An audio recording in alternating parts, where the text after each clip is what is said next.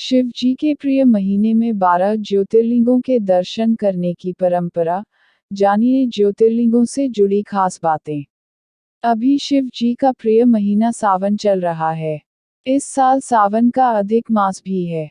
ये महीना 30 अगस्त की सुबह करीब 7 बजे तक रहेगा।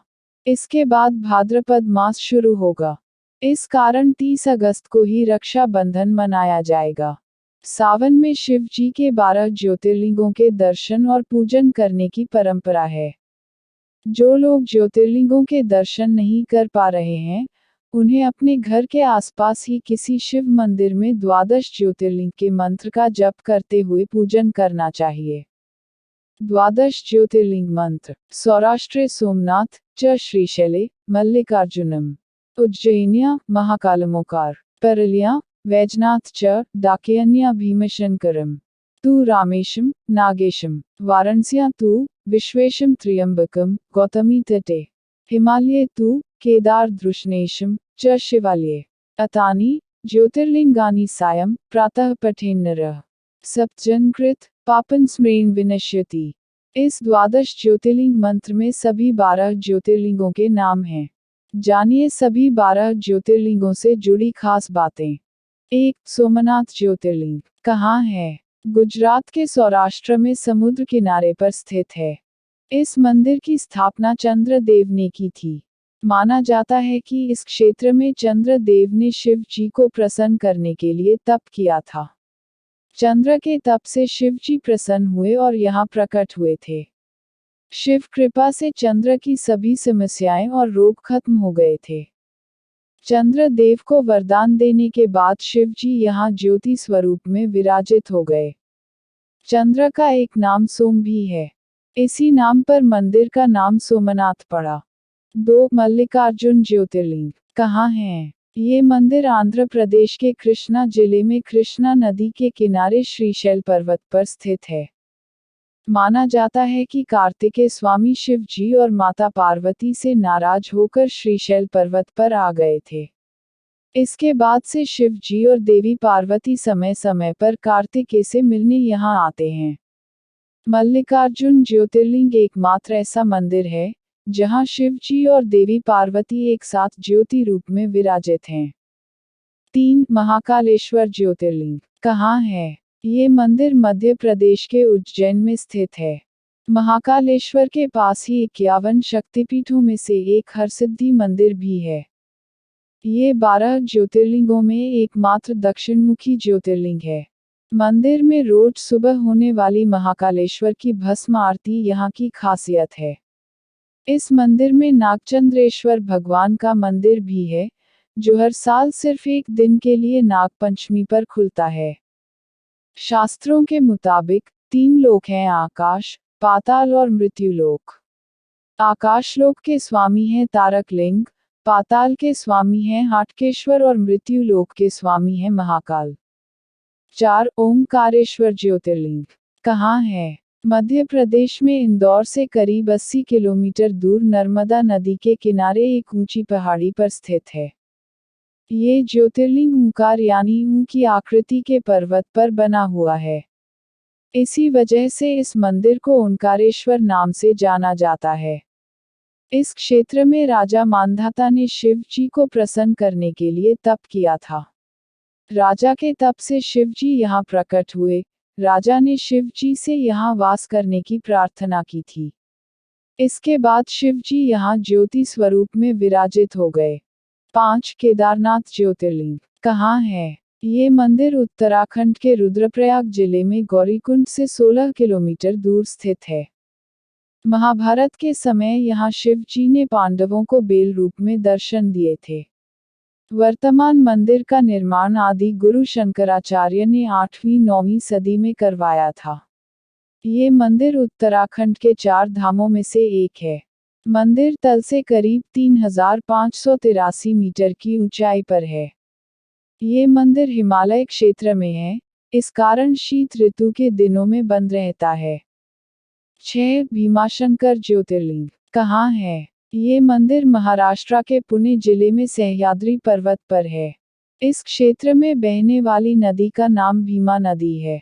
भीमाशंकर को मोटेश्वर महादेव के नाम से भी जाना जाता है। त्रेतायुग से जुड़ी मान्यता है। रावण के भाई कुंभकर्ण का एक पुत्र था भीम। जब श्रीराम ने कुंभकर्ण और रावण का वध कर दिया, तब कुंभकर्ण पुत्र भीम श्रीराम और विष्णु जी को शत्रु मानने लगा था। उसने तप करके ब्रह्मा जी को प्रसन्न किया और वरदान पाकर देवताओं को पराजित कर दिया। देवताओं और सृष्टि की रक्षा के लिए शिव जी इस क्षेत्र में प्रकट हुए थे और कुंभकर्ण पुत्र भीम का वध कर दिया। इसके बाद देवताओं और भक्तों की प्रार्थना पर शिव जी यहाँ ज्योति रूप में विराजित हो गए। भीम के नाम पर ही इस ज्योतिर्लिंग का नाम भीमाशंकर पड़ा है। 7. काशी विश्वनाथ ज्योतिर्लिंग कहाँ है? उत्तर प्रदेश के वाराणसी यानी काशी में स्थित है विश्वनाथ ज्योतिर्लिंग। यहाँ महादेव के साथ ही देवी पार्वती भी विराजित हैं। माना जाता है कि इस पौराणिक नगरी की रक्षा स्वयं शिव जी करते हैं। कलयुग के अंत में जब प्रलय आएगा, भी काशी विश्वनाथ सुरक्षित रहेगा। विश्वनाथ का अर्थ है पूरे विश्व के स्वामी। यहाँ देवर्षि नारद के साथ ही अन्य सभी देवी देवताओं ने भी शिव पूजा की है।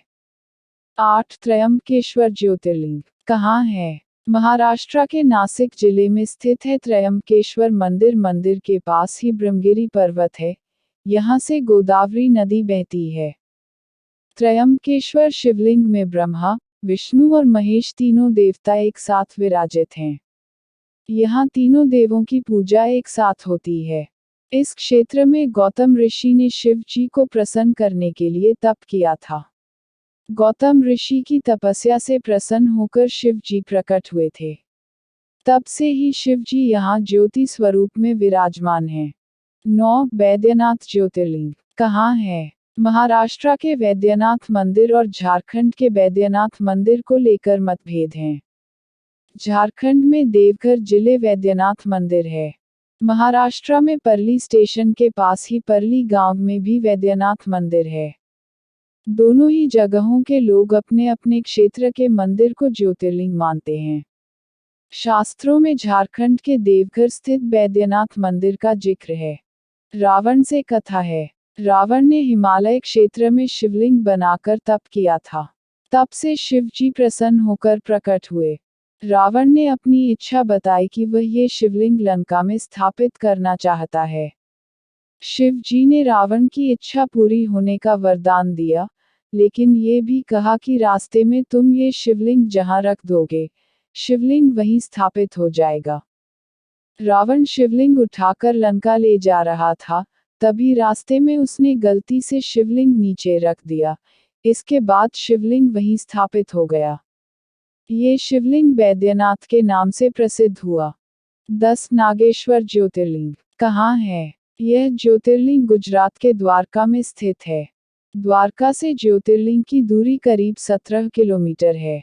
शिवपुराण की रुद्र संहिता में शिव जी को नागेशम दारुकाव ने कहा है। नागेश्वर का अर्थ है नागों के ईश्वर। मंदिर की मान्यताएं पांडवों से भी जुड़ी हैं। माना जाता है कि इस क्षेत्र में शिव जी ने दारुक नाम के दैत्य का वध किया था। 11. रामेश्वरम ज्योतिर्लिंग कहाँ है? ये ज्योतिर्लिंग तमिलनाडु के रामनाथपुरम में स्थित है। श्रीराम रावण वध के बाद लंका से अयोध्या जा रहे थे। उस समय श्रीराम लंका से समुद्र पार करके दक्षिण भारत में समुद्र किनारे पहुंचे और उन्होंने यहाँ बालू से शिवलिंग बनाकर पूजा की थी। बाद में यही बालू का शिवलिंग वज्र के हो गया। श्रीराम ने इस शिवलिंग का निर्माण किया था। इस वजह से इसको रामेश्वरम कहा जाता है। 12. नागेश्वर घृष्णेश्वर कहाँ है? घृष्णेश्वर मंदिर महाराष्ट्र के औरंगाबाद के पास दौलताबाद में स्थित है। इस मंदिर को घृष्णेश्वर या घुष्मेश्वर भी कहा जाता है। पौराणिक कथा है कि एक ब्राह्मण सुधर्मा की पत्नी सुदेहा थी। इनकी कोई संतान नहीं थी, इसलिए सुदेहा ने अपनी छोटी बहन घुष्मा का विवाह अपने पति सुधर्मा से करवा दिया। घुष्मा शिव जी की परम भक्त थी। विवाह के बाद उसे पुत्र की प्राप्ति हुई। अपनी बहन के यहाँ पुत्र होने से सुदेहा घुष्मा से जलने लगी थी। जलन की वजह से एक दिन सुदेहा ने अपनी बहन के बेटे की हत्या कर दी और एक कुंड में बेटे का शव डाल दिया। जब ये बात खुशमा को मालूम हुई तो वह दुखी हुए बिना शिव पूजा करने लगी। शिव जी उसकी पूजा से प्रसन्न हुए और प्रकट हुए। शिव जी ने गुष्मा के पुत्र को जीवित कर दिया। गुष्मा ने शिव से प्रार्थना की थी कि अब से वे यहीं विराजमान रहें। भक्त की इच्छा पूरी करने के लिए शिव जी यहाँ ज्योति रूप में विराजित हो गए। गुष्मा के नाम पर ही मंदिर का नाम गुष्मेश्वर पड़ा।